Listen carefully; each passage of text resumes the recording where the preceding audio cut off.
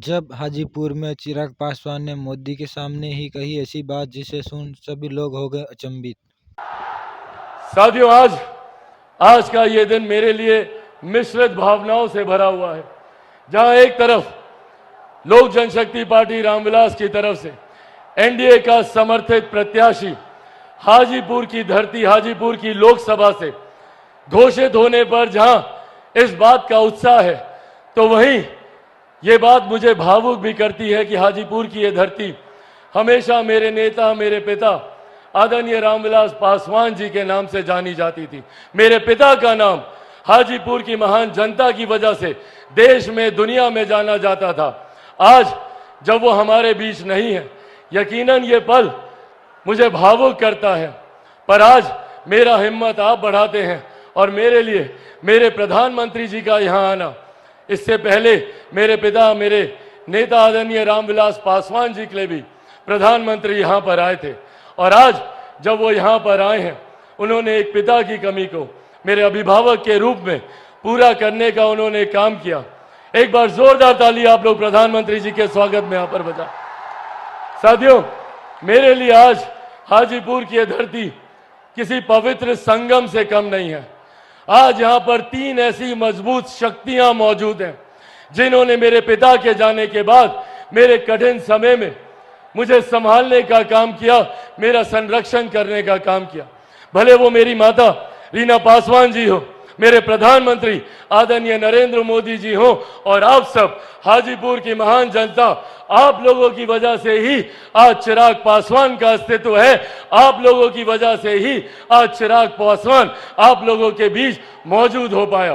कई बड़ी बड़ी शक्तियों ने चिराग पासवान को समाप्त करने का प्रयास किया, पर मेरे प्रधानमंत्री जी का प्यार, उनका संरक्षण रहा कि मेरे पिता के जाने के बाद भी उन्होंने हमेशा मुझे वो स्नेह, वो प्यार देने का काम किया। साथियों, आज ये राजनीतिक मंच नहीं है, मेरे लिए आप सब परिवार के सदस्य की तरह हैं। ज्यादा राजनीतिक चर्चा ना करते हुए मैं बस ये आग्रह करने आया हूं कि हम सबको इस बात का ध्यान रखने की जरूरत है कि कौन सही मायनों में हमारे लिए कार्य कर रहा है, कौन दिन रात मेहनत कर कर हम लोग को मुख्य धारा के साथ जोड़ने का काम कर रहा है। एक तरफ हमारे प्रधानमंत्री आदरणीय नरेंद्र मोदी जी हैं। आज जब यहाँ पर इतनी भारी संख्या में महिलाएं मौजूद हैं, पहली बार देश में एक ऐसे प्रधानमंत्री आए जिन्होंने आपके सम्मान की चिंता करते हुए शौचालय का निर्माण करने का कार्य कराया, आपके लिए उज्ज्वला योजना देने का काम करवाया। मैं चाहता हूं एक बार जोरदार ताली तमाम महिलाएं हमारे प्रधानमंत्री जी के लिए बजाएं। आज पहली बार देश में एक ऐसे प्रधानमंत्री जिन्होंने इस बात की चिंता की कि अगर घर पे कोई बीमारी आए तो वो व्यक्ति अपनी जमीन जायदाद गिरवी ना रखनी पड़े, महिलाओं के जेवर को बेचने की नौबत ना आए। प्रधानमंत्री जी ने आयुष्मान योजना के तहत 5-5 लाख रुपए का मुफ्त इलाज हर गरीब परिवार को देने का उन्होंने प्रावधान बनाया। आज देश की, दुनिया की सबसे बड़ी गरीब कल्याण की योजना जिस पर हम सबको गर्व होता है, और इसका श्रेय मैं मेरे नेता, मेरे पिता आदरणीय रामविलास पासवान जी को भी दूंगा। प्रधानमंत्री जी जानते हैं, उस वक्त उनका खुद का स्वास्थ्य खराब था, पर प्रधानमंत्री जी की सोच को धरातल पर उतारने के लिए प्रधानमंत्री गरीब जन कल्याण अन्न योजना के तहत आज भी देश में 81 करोड़ लोगों को मुफ्त में राशन दिया जा रहा है। ये सोच हमारे प्रधानमंत्री आदरणीय नरेंद्र मोदी जी की है। जहां हमारी सरकार ने सरहद से सीमाओं को सुरक्षित रखा, अंतरिक्ष के माध्यम से विकास के कार्यों को गति दी, जहां किसान सम्मान निधि के माध्यम से हर गरीब, हर मजदूर की चिंता करने का प्रधानमंत्री जी ने कार्य किया, तो वहीं आज भी कुछ विपक्षी दल के नेता हैं जो आप लोगों के बीच, हम लोगों के बीच घूम घूम कर भ्रम फैलाने का कार्य कर रहे हैं। कौन है ये लोग? ये वही लोग हैं जो 90 के दशक में लाठी में तेल पिलाने का काम करते थे। ये वही लोग हैं जो आप लोगों की नौकरी के बदले में जमीन लिखवाने का काम करते थे, और अब तो इन्होंने विधिवत तरीके से इस योजना को अंजाम देने का प्रावधान बनाना शुरू कर दिया है। इनहेरिटेंस टैक्स के माध्यम से अब विरासत पर टैक्स लगाने की सोच कांग्रेस और राजद के नेता करने जा रहे हैं। आप लोगों की जितनी जमीन है, चाची, आप लोगों का जितना गहना जेवर होगा ना, कांग्रेस और राजद का लोग आएगा, उसका 55% अपने खजाने में ले लेगा।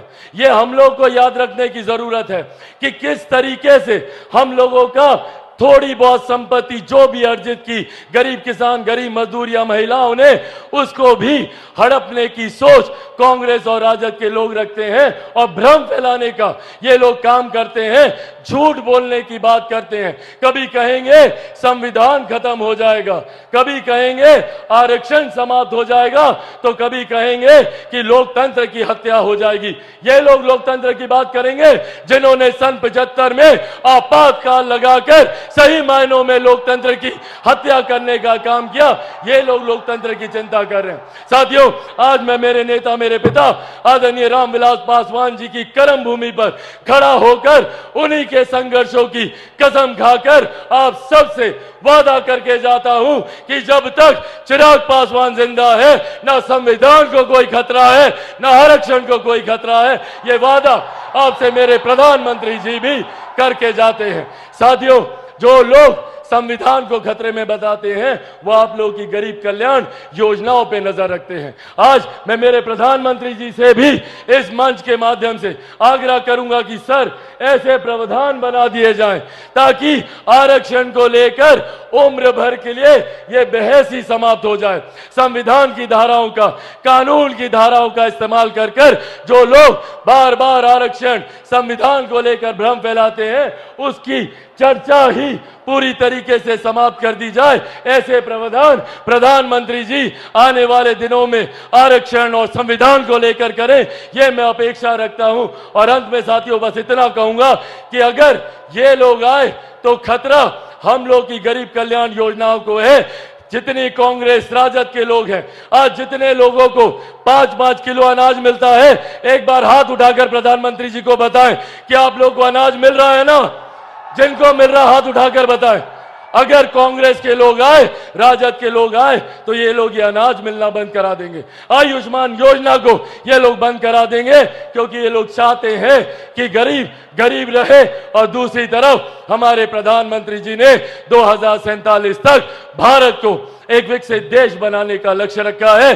आइए हम सब मिलकर प्रधानमंत्री जी के इस लक्ष्य में अपना महत्वपूर्ण योगदान दें। और एक बार अंत में जोरदार ऐसी ताली बजाइए कि हम सबको, प्रधानमंत्री जी को हम सब विश्वास दिला सकें कि बिहार से 40 की 40 सीटें हम लोग प्रधानमंत्री जी को देने जा रहे हैं। जोरदार ताली से आदरणीय प्रधानमंत्री जिंदाबाद, आदरणीय प्रधानमंत्री जिंदाबाद। अंत में साथियों, पुनः मेरे पिता की इस धरती को मैं नमन करते हुए अपने पिता को एक बार फिर से इस मन से श्रद्धांजलि देता हूं। मेरी मां, मेरी ताकत यहां पर मौजूद है, एक बार उनको इन चरणों में भी नमन करते हुए आदरणीय रामविलास पासवान अमर रहे, आदरणीय रामविलास पासवान अमर रहे, एनडीए गठबंधन जिंदाबाद। बहुत बहुत धन्यवाद साथियों, जय हिंद।